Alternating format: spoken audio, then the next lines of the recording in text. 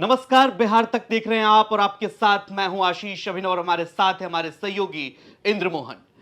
NDA में seat sharing को लेकर बिहार में लगातार पेंच फंसता जा रहा है और ऐसी खबरें आपने अब तक कई बार देखी होंगी।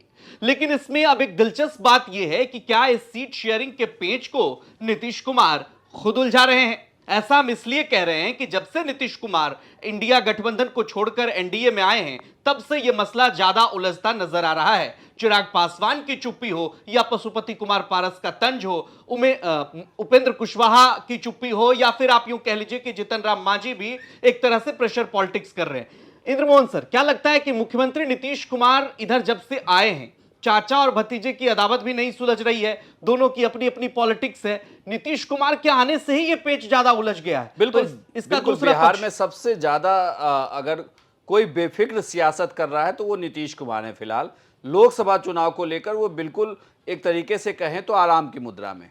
वो विदेश भी जा रहे हैं लेकिन सीट शेयरिंग का पेंच अभी तक फंसा नहीं। एक और तमाम पार्टियां सीट शेयरिंग सुलझाना चाहती है। तमाम पार्टियां ये जानना चाहती है कि उन्हें इस एनडीए गठबंधन में कितनी सीटें मिलेंगी। लेकिन इस बीच अगर नीतीश कुमार इसमें एक तरीके से कहें तो वो एक्शन के मूड में नहीं है, तो इसका मतलब सब कुछ उनके हिस्से का तय हो गया।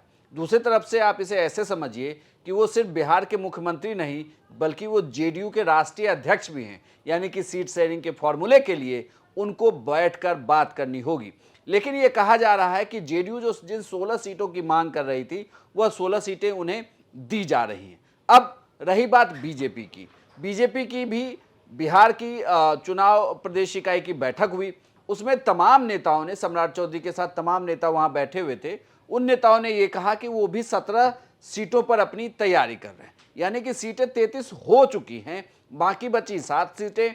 इन 7 सीटों को लेकर असली पेच है। यही अगर नीतीश कुमार जब इंडिया गठबंधन में थे तो इस सीटों का ये पेच फंसता नहीं था, बल्कि जो घटक दल बीजेपी के साथ थे, एनडीए में थे, उन्हें ज्यादा से ज्यादा सीटें मिलती। और यही वजह है कि बीजेपी अब इसके लिए फॉर्मूले की तलाश कर रही है कि वो कौन सा फॉर्मूला होगा जिसके जरिए तमाम पार्टियों को मैनेज किया जा सके। और नीतीश कुमार तभी निश्चिंत होकर अपनी राजनीति आराम से कर रहे हैं। नहीं, नीतीश कुमार को लेकर यह कहा जा रहा है कि जैसे पशुपति पारस को देख लीजिए, तो पशुपति पारस अंदर खाने से यह खबर है कि पशुपति पारस को प्रमोट कर रहे हैं नीतीश कुमार ताकि चिराग डिमोट हो। चिराग पासवान नीतीश कुमार के लिए ऐसे राजनेता हैं जिन्होंने मतलब बीते 2-3 सालों में सबसे ज्यादा अगर कोई जेडीयू को नुकसान पहुंचाया तो वो चिराग पासवान है। शायद इसीलिए नीतीश कुमार बैकडोर से इस तरह की पॉलिटिक्स कर रहे हैं। जैसे ही वो एनडीए में आते हैं अपना सीट तो उनका फिक्स हो गया जैसा कि आप बता रहे हैं, लेकिन मामला उलझ गया उपेंद्र कुशवाहा का, मामला उलझ गया जीतन राम मांझी का, हालांकि एक सीट पर मान जाएंगे तो बात अलग है, गया सीट पर, और मामला उलझ गया पशुपति पारस का। देखिए, इसमें जो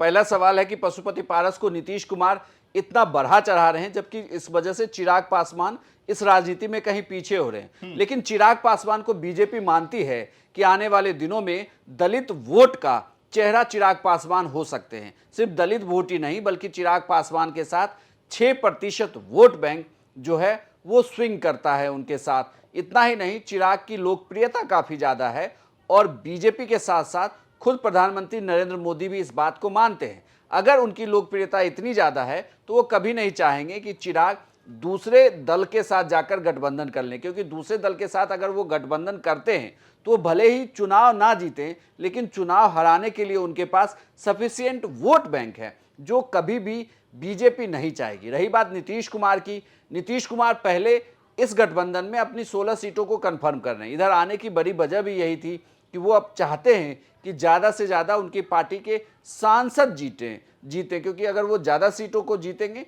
तो उनकी दावेदारी बड़ी होगी आने वाले दिनों में विधानसभा चुनाव को लेकर। अब दूसरी बड़ी बात कि उपेंद्र कुशवाहा का क्या होगा।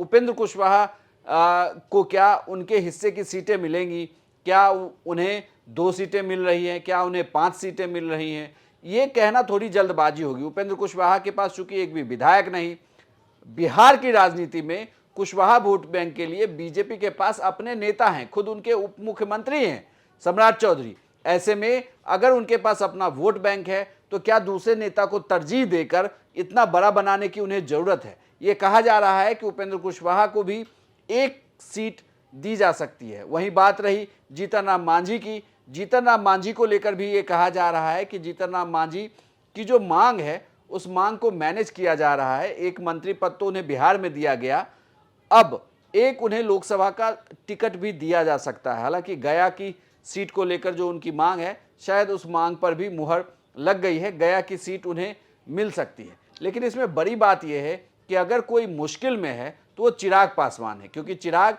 पिछले चुनाव में 6 सीटों पर चुनाव लड़े, अब वो अकेले सांसद बचे हैं, 5 पशुपति पारस है। हालांकि कहा जा रहा है कि बीजेपी ने इसके लिए भी एक फॉर्मूला निकाल लिया है और उस फॉर्मूले पर वो काम कर रही है। आने वाले दिनों में बीजेपी की तरफ से एमएलसी का नॉमिनेशन कौन करता है, ये देखना दिलचस्प हो जाता है।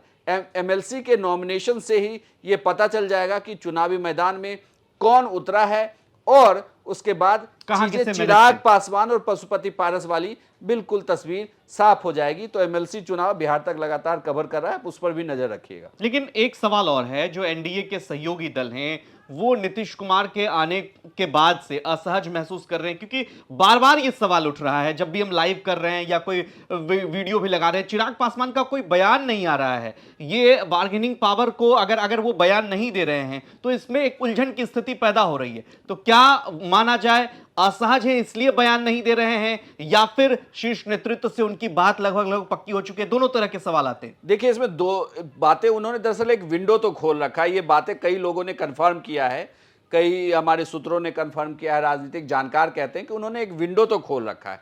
वो बातचीत लगातार कर रहे हैं, इंडिया गठबंधन के नेताओं से भी बातचीत कर रहे हैं। वो ये आंक जरूर रहे हैं कि उन्हें कितनी सीटें दी जाती है, और अगर एनडीए से उन्हें सीटें नहीं मिलती है तो क्या इंडिया गठबंधन उनके लिए मुफीद होगा या नहीं। हालांकि बड़े राजनीतिक पंडित, बड़े सीनियर जर्नलिस्ट ये कहते हैं कि चिराग पासवान के लिए इंडिया गठबंधन का रास्ता सही नहीं होगा।